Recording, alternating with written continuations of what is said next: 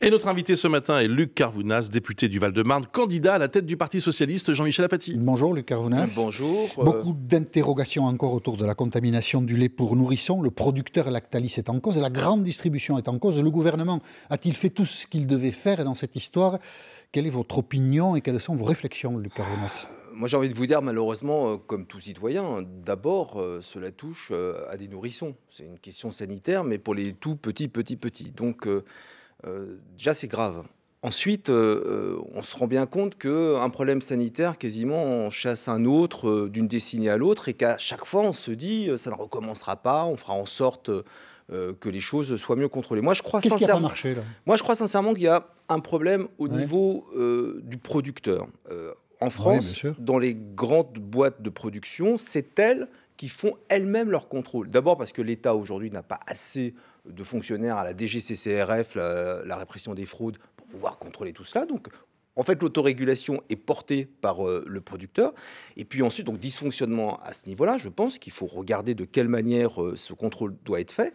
Et puis ensuite, on s'en rend bien compte, il y a un problème au niveau du distributeur.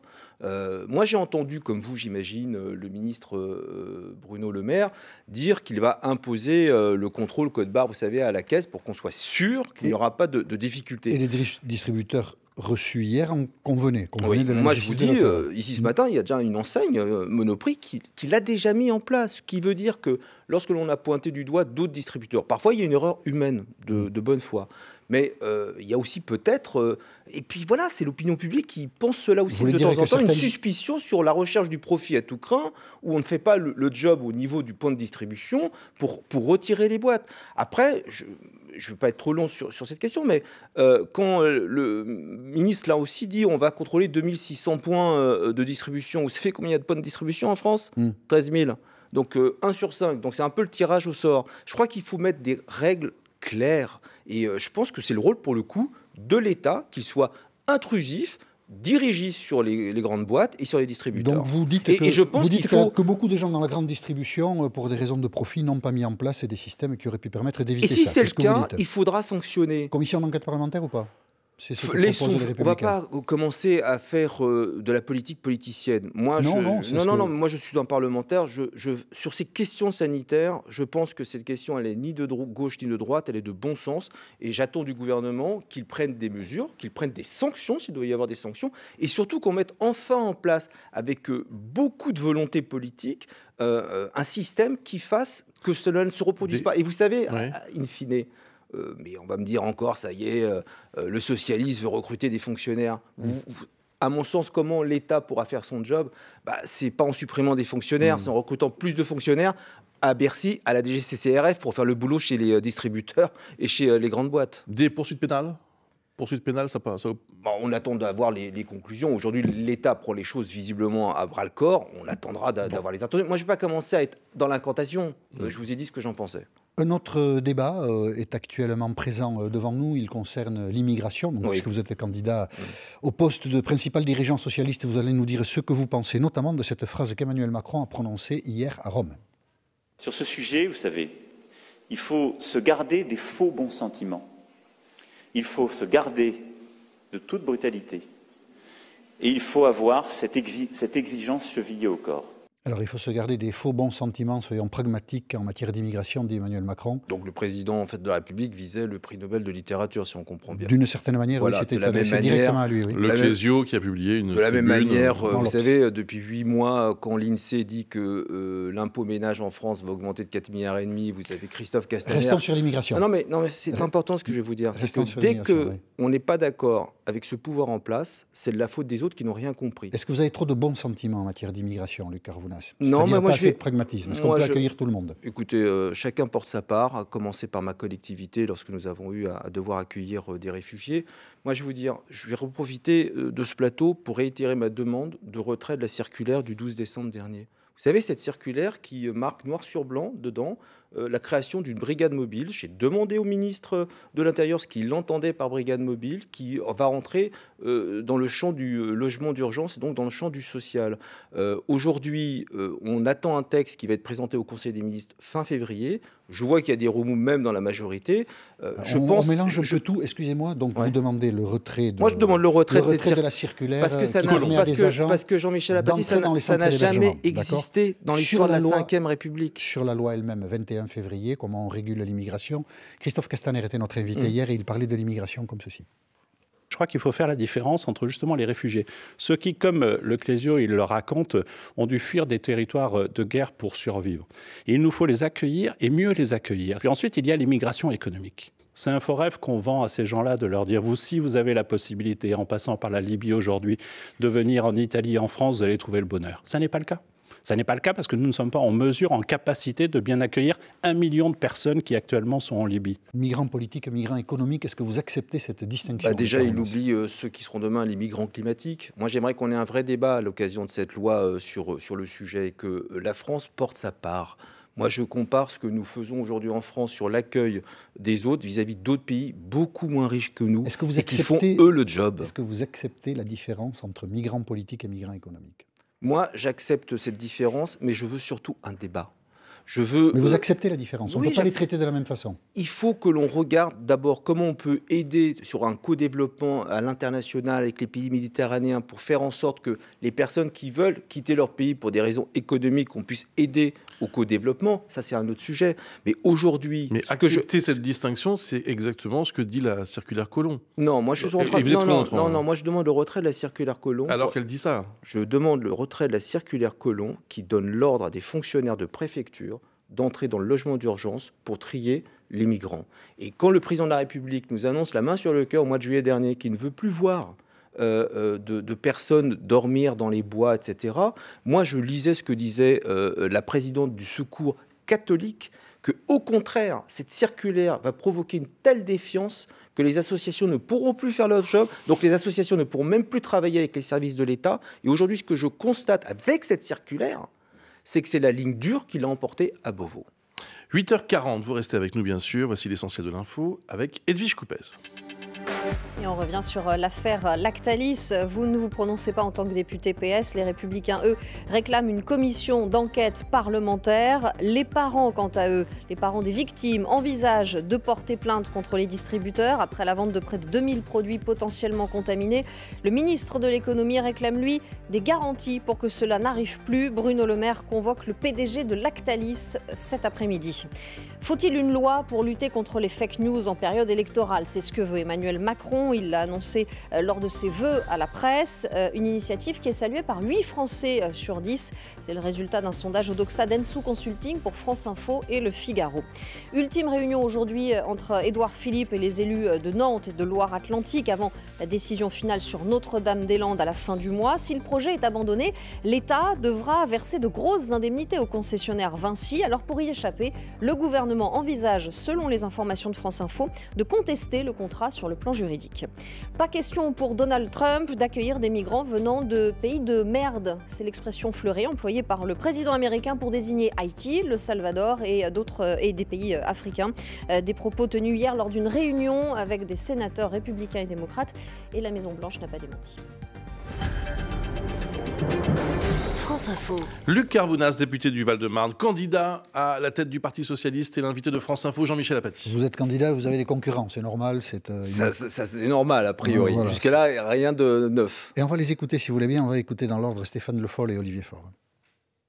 Je serai candidat. Le Parti Socialiste a besoin à la fois de se renouveler, de s'adapter, d'être à nouveau entendu. Je souhaite être celui qui peut rassembler les socialistes et ensuite s'ouvrir à d'autres, faire en sorte que nous puissions demain à nouveau incarner une alternance possible. Il y a un autre candidat, Emmanuel Morel, qui est repéré depuis longtemps dans ce qu'on dit être à la gauche du Parti Socialiste. Qu'est-ce qui vous différencie précisément de Stéphane Le Foll et d'Olivier Faure ?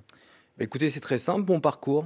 et ce que je propose aux militants. Votre parcours, c'est-à-dire? C'est-à-dire que moi, je suis candidat depuis maintenant des mois. Dans ce Tour de France que j'ai voulu entamer au mois de septembre dernier, j'ai essayé d'être dans un discours de vérité, d'aller à la rencontre des militants sans leur cacher mes intentions et en leur faisant des propositions. Et quand je parle de mon parcours, vous savez, Jean-Michel Apathy, je vous posais une question. Il y a beaucoup de journalistes en France. Pourtant, c'est vous et Bruce Toussaint qui êtes intervieweurs d'une matinale. Aujourd'hui, ça l'est. Pourquoi? Parce qu'on a considéré que vous étiez sûrement les meilleurs.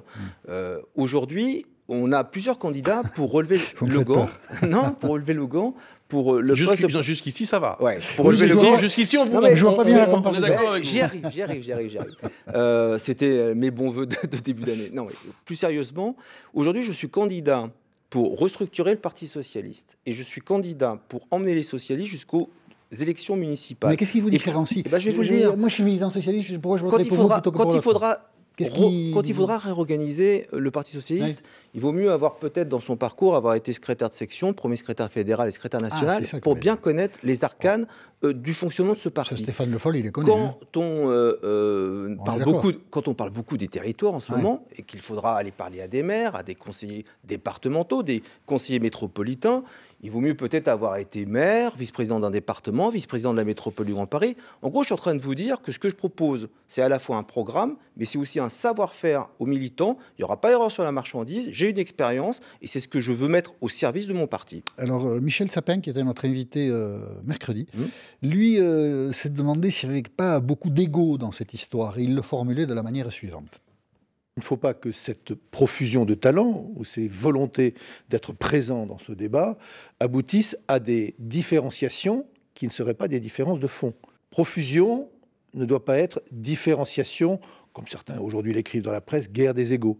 Est-ce que vous allez discuter avec Stéphane Le Foll, Olivier Faure, pour essayer de vous entendre avant la date du dépôt des candidatures? C'est le 27 janvier. J'ai même rencontré Michel Sapin. Moi, vous savez, je fais une... Pour essayer de faire en sorte qu'il n'y ait qu'un candidat parmi vous. Mais vous avez complètement raison, bien sûr. Moi, avant Noël, depuis plusieurs mois, mais j'ai rencontré tout le monde, Jean-Michel Apathy, parce que dans ce qui nous attend, de là où nous partons, il faut être clair. Et donc, moi, j'ai proposé aux uns et aux autres un dispositif avec les meilleurs au poste de ce dispositif. C'est pour ça que j'avais fait le choix de soutenir à un moment donné vous pourriez vous retirer à leur profit? Non, moi je fais une campagne depuis des mois. Vous savez, je suis dans une construction avec des temps. J'ai lancé ma campagne le 30 novembre. Je vais mettre dans quelques heures maintenant en ligne le pré-texte que je veux déposer le 27 avec mes signataires. Samedi prochain, le 20, j'ai une réunion de travail à Créteil avec mes amis de province et d'Île-de-France. Et je continue mon tour. Je continue mon tour de France. Je vais à Lille à la fin du mois et puis à Marseille. Moi, je propose la clarté et une ligne politique claire sur les alliances et ce que je veux faire de mon parti. Et donc, les militants, et moi, il y a que ça qui m'intéresse. Nos militants trancheront. Et c'est eux. Vous savez, c'est un calendrier en 3 temps. C'est ce que je dis souvent. Premier temps, celui évidemment du congrès, des propositions, du fond. Deuxième temps... Vous ne voulez pas nous donner une proposition, enfin une idée, je ne sais pas, quelque chose qui vous différencierait, comme vous l'a demandé tout à l'heure Jean-Michel Apathy. Est-ce qu'il y a un thème qui vous paraît important, que vous avez envie de mettre en avant, moi, je crois, social, économique? Alors, moi, je crois au clivage gauche-droite. Et parce que je crois au clivage gauche-droite et que la question du progrès est consubstantielle à l'histoire de la gauche et de ma famille politique, c'est nous qui avons porté l'abolition de la peine de mort, les congés payés, les 35 heures, la CMU ou encore récemment le mariage pour tous.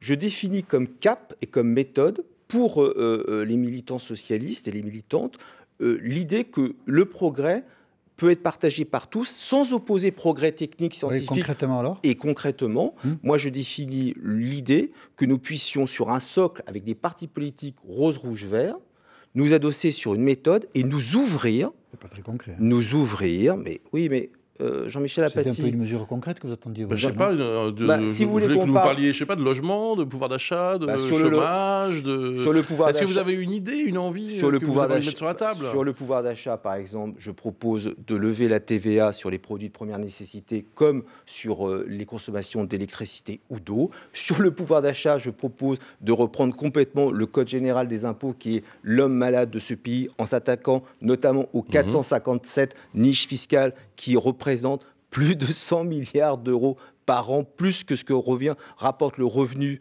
l'impôt sur le revenu en France. Et je propose de prendre 10% de ces niches fiscales, 10% de ces niches fiscales, de faire un travail, c'est-à-dire 10 milliards d'euros. 10 milliards d'euros, c'est une redistribution de 200 € par mois pour les 5 millions de Français les plus démunis. Vous voulez des propositions concrètes? Je vous invite à aller cliquer dans quelques heures et vous aurez mon programme. Voilà, là, on n'est jamais aussi bien servi que par soi-même. Le parti que vous voulez diriger a une histoire, évidemment. Oui. Et c'est de ces rangs qu'est issu le précédent président de la République qui commentait fin novembre sur RTL son bilan de la manière suivante. On écoute François Hollande. Je pense avoir été un président honnête, courageux, dans des circonstances très difficiles, et qui a mis l'intérêt général au-dessus de toute autre considération. Je laisse effectivement un pays dans un meilleur état que celui que j'ai trouvé. Honnête, courageux, le pays était dans un meilleur état que quand je l'avais pris en charge. Vous partagez, il a raison de dire les choses comme ça? Honnête et courageux, je pense qu'on peut tous être d'accord pour définir l'ancien président de la République. Sur l'état du pays? L'état du pays, preuve est de constater qu'aujourd'hui, si on retrouve de la croissance, je veux bien comprendre que nous avons un président de la République très apprécié aujourd'hui par l'opinion publique, mais ce n'est pas en 8 mois qu'on retrouve le pays dans l'état d'aujourd'hui. Ça veut dire que quand même, la présidente majorité à laquelle j'ai appartenu a fait un peu le job. Voilà. Ça a été un bon président, là, François Hollande. Après, moi, ça a été un bon président ou pas? Après, moi, ce que je propose... C'est une question difficile, ça, pour vous? Ça a été un bon président ou pas? Non, mais preuve est de constater que le bilan du quinquennat... Est-ce que ça a été pour vous un bon président ou pas? Il n'a pas pu se représenter. C'est pas ma question.